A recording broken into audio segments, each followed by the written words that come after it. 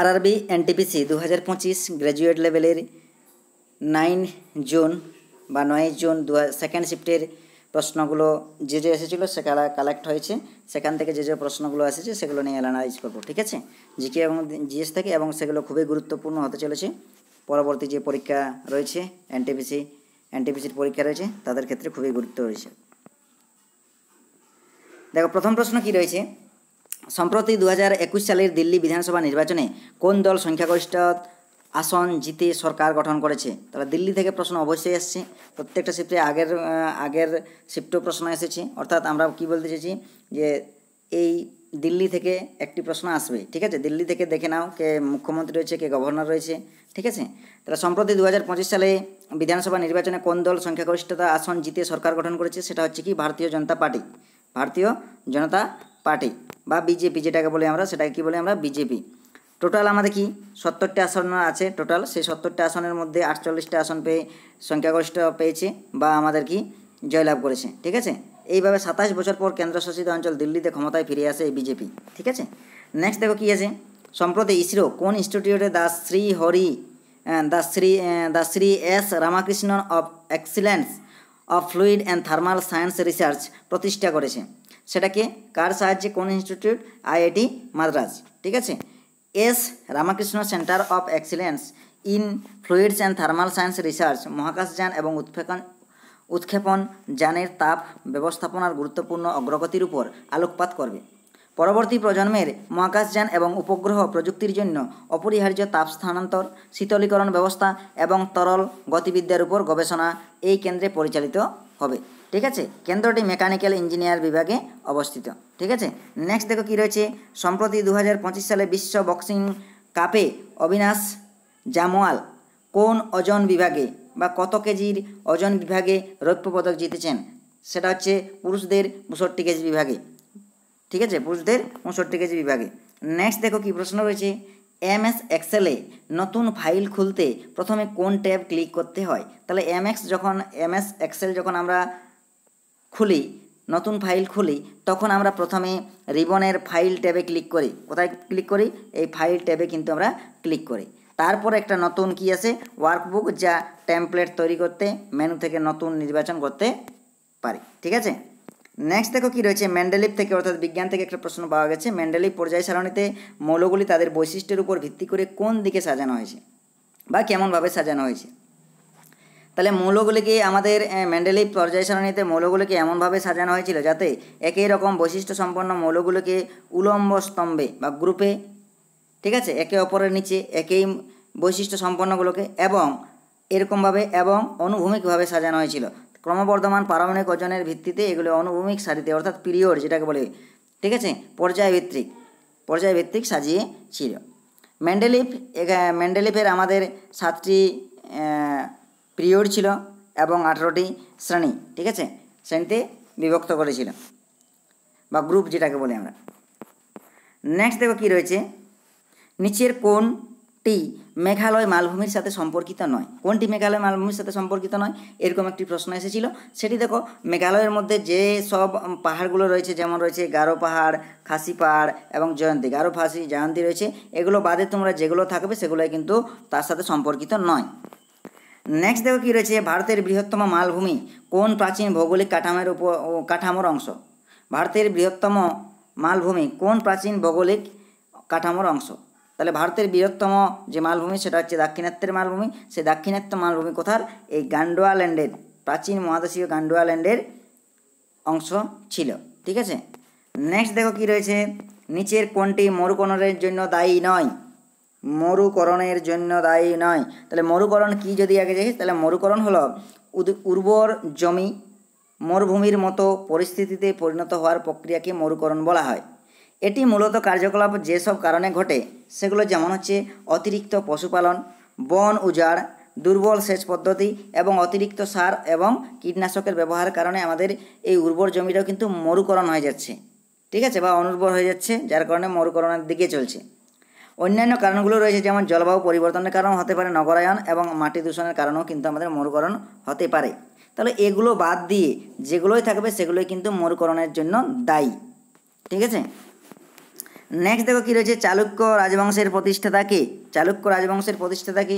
চালুক্য রাজবংশের প্রতিষ্ঠাতা হলেন প্রথম পুলকেশী। ঠিক আছে, প্রথম পুলকেশী। তিনি 543 খ্রিস্টাব্দে বাতাপি, বর্তমানে বাদামি কে রাজধানী করে রাজবংশ প্রতিষ্ঠা করেন। পুলকেশী প্রথমকে মর্যাদাপূর্ণ অশ্বমেধ অনুষ্ঠান সম্পাদনের কৃতিত্ব দেওয়া হয় এবং যে একজন শাসক হিসাবে তার কর্তৃত্ব এবং ঐশ্বরিক আদেশকে নির্দেশ করে। নেক্সট দেখো কী রয়েছে, ভারতের সুপ্রিম কোর্টকে নিম্নলিখিত কোনটির প্রহরী হিসাবে বিবেচনা করা হয়? তাহলে কাকে সুপ্রিম কোর্টে প্রহরী বলা হয়? কার প্রহরী বলা হয় সুপ্রিম কোর্টকে? তাহলে সুপ্রিম কোর্টকে বলা হয় যেটা হচ্ছে আমাদের সংবিধানের প্রহরী বলা হয়, বা গণতন্ত্রের প্রহরী সুপ্রিম কোর্টকে বলা হয়, বিবেচনা করা হয়। এটি এবং এটিকে সংবিধানের অভিভাবকও বলা হয়। অর্থাৎ তাহলে সংবিধানের আমাদের প্রহরী বা গণতন্ত্রের প্রহরী বা এটা সংবিধানের অভিভাবকও বলা হয়। সরকার সাংবিধানিক কাঠামোর মধ্যে কাজ করে এবং নাগরিকদের মৌলিক অধিকার রক্ষা করে তা নিশ্চিত করার জন্য সরকার পর্যবেক্ষণ করে। বিচার বিভাগীয় গণতন্ত্রের প্রহরী এবং সংবিধানের অভিভাবক হিসাবে বিবেচনা করা হয়। গণতন্ত্রের কার্যকরভাবে পরিচালিত হওয়ার জন্য এটি নিরপেক্ষ এবং স্বাধীন বিচার বিভাগ থাকা অপরিহার্য। নেক্সট দেখো কী রয়েছে, ওয়ারলি চিত্রকলায় আবরণটি কী দিয়ে হয়? অর্থাৎ ওয়ারলি চিত্রকলা যেটা তৈরি হয় সেটা কিসের আবরণ থাকে? সেটা হচ্ছে গ্রে কালারের, ধূসর কালারের, অর্থাৎ কাদা, গোবর এবং কখনো কখনো লাল গৈরিক মিশ্রণ থাকে। সেই মিশ্রণটায় যেটা লাল বা আমরা গেরুয়া বলি, সেই আকারের চিত্রালয়, সেটা হচ্ছে ওয়ারলি চিত্রকলা। এটি প্রাকৃতিকভাবে মিশ্রণটি নর্মালভাবে জটিল এবং সাদা রঞ্জক নকশার ভিত্তিতে বা ক্যানভাস হিসাবে কাজ করে। নেক্সট দেখো কী রয়েছে, ভারত ছাড়ো আন্দোলনের সময় সমান্তরাল সরকার বা প্যারালাল গভর্নমেন্ট কোথায় গঠিত হয়েছিল? তাহলে ভারত ছাড়ো আন্দোলনের সময় কোথায় সমান্তরাল সরকার বা প্যারালাল গভর্নমেন্ট তৈরি হয়েছিল? সেটা তৈরি হয়েছিল কোথায়? দেখো বালিয়া, প্রথমে হয়েছিল কিন্তু বালিয়া উত্তরপ্রদেশ, তমলুক সাতারা এবং তালচের উড়িষ্যা। ঠিক আছে, এগুলোর মধ্যে যে একটা অপশান থাকবে সেটাই হবে। তো তার মধ্যে এই বালিয়া উত্তরপ্রদেশে অপশান থাকার কথা, কারণ এটি কিন্তু প্রথম হয়েছিল 1942 সালে আগস্ট মাসে চিত্তু পাণ্ডের নেতৃত্বে বালিয়ায় প্রথম সমান্তরাল সরকার প্রতিষ্ঠিত হয় বা প্যারালাল গভর্নমেন্ট প্রতিষ্ঠিত হয়। নেক্সট দেখো কী রয়েছে, আরবিআই থেকে প্রশ্ন আসছে। আরবিআইয়ের 26তম গভর্নরকে, অর্থাৎ 26তম লেটেস্ট গভর্নর কে নিযুক্ত হয়েছেন? সেটা হচ্ছে কি সঞ্জয় মালহোত্রা বা এস মালহোত্রা। তার জন্ম দেওয়া হয়েছে 14 ফেব্রুয়ারি 1968। একজন ভারতীয় আমলা এবং আইএস অফিসার, যিনি 11 ডিসেম্বর 2024 সাল থেকে ভারতীয় রিজার্ভ ব্যাংকের বর্তমান এবং 26তম গভর্নর হিসেবে দায়িত্ব পালন করছেন। এবং তিনি তার আগে কোথায় ছিলেন? 1990 সালের ব্যাচের রাজস্থানে ক্যাডারের একজন আইএস অফিসার ছিলেন এবং তার কর্মজীবন জুড়ে বিভিন্ন পদের দায়িত্ব পালন করেছেন। কিন্তু পালন করেছেন। নেক্সট দেখো কী রয়েছে, সিমলাপাল ব্যাঘ্র অরণ্য কোন রাজ্যে অবস্থিত? খুব গুরুত্বপূর্ণ প্রশ্ন। সিমলাপাল কিন্তু আমাদের কোথায় অবস্থিত? উড়িষ্যায় অবস্থিত। তাহলে ময়ূরভঞ্জ জেলার দেখো উড়িষ্যার এই সিমলাপাল সম্পর্কে কিছু তথ্য রয়েছে। সিমলাপাল জাতীয় উদ্যান হলো ভারতের উড়িষ্যা রাজ্যের ময়ূরভঞ্জ জেলার 2750 বর্গ কিলোমিটার আয়তনের একটি জাতীয় উদ্যান এবং একটি ব্যাঘ্র বা সংগ্রহালয় বা বাঘ সংরক্ষণাগার। ঠিক আছে, বা বাঘ সংরক্ষণাগার।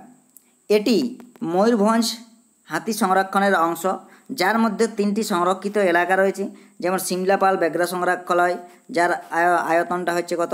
191.06 বর্গ কিলোমিটার। ঠিক আছে, আর কি রয়েছে?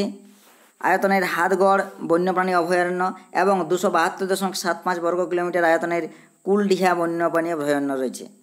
সিমলাপাল জাতীয় উদ্যানের নামকরণ করা হয়েছে এই অঞ্চলের প্রচুর লাল রেশম তুলা গাছের উপস্থিতি থেকে। ঠিক আছে, এই উদ্যানটি কিসের জন্য? বেঙ্গল টাইগার, এশিয়ান হাতি, গৌড় এবং চৌসিঙ্গের আবাসস্থল। ঠিক আছে, এটি সংরক্ষিত এলাকায় 2009 সাল থেকে UNESCO world heritage of biosphere রিজার্ভের অংশ। নেক্সট দেখো কী রয়েছে, গিরনার পর্বতে অবস্থিত সুদর্শন হ্রদ কে সংস্কার করেছিল? তাহলে সুদর্শন হ্রদটি দেখো প্রায় 150 খ্রিস্টাব্দে শক শাসক প্রথম রুদ্রদমন, তাহলে সঠিক উত্তর হবে প্রথম রুদ্রদমন সংস্কার করেছিল। 1815 থেকে 1855 খ্রিস্টাব্দের দিকে স্কন্দগুপ্তের রাজত্বকালে তার গভর্নর পরামর্শ একটি মেরামত করেছিলেন। ডাউটনাটের মতে জুনাগড় শিলালিপিতে লিপিবদ্ধ রুদ্রদমন প্রথম দাবি করেছিলেন যে তিনি কোনো কর আরোপ না করে নিজের সম্পদ ব্যবহার করে হ্রদটিকে মেরামত করেছিলেন। নেক্সট দেখো, আচ্ছা নেক্সট আমাদের এই প্রশ্নগুলোই ছিল, এই প্রশ্নগুলোই আজকের সেকেন্ড শিফটের পাওয়া গেছে। তো থ্যাংক ইউ। ভিডিও ভালো লাগলে অবশ্যই লাইক শেয়ার কমেন্ট অবশ্যই সাবস্ক্রাইব করে রাখবে পরবর্তী নোটিফিকেশান পাওয়ার জন্য। আর যারা পিডিএফ নিতে চাও তারা অবশ্যই টেলিগ্রামে জয়েন হয়ে যাও, ঠিক আছে? আমরা একেবারে কিন্তু দিয়ে দেবো, ঠিক আছে? Thank you.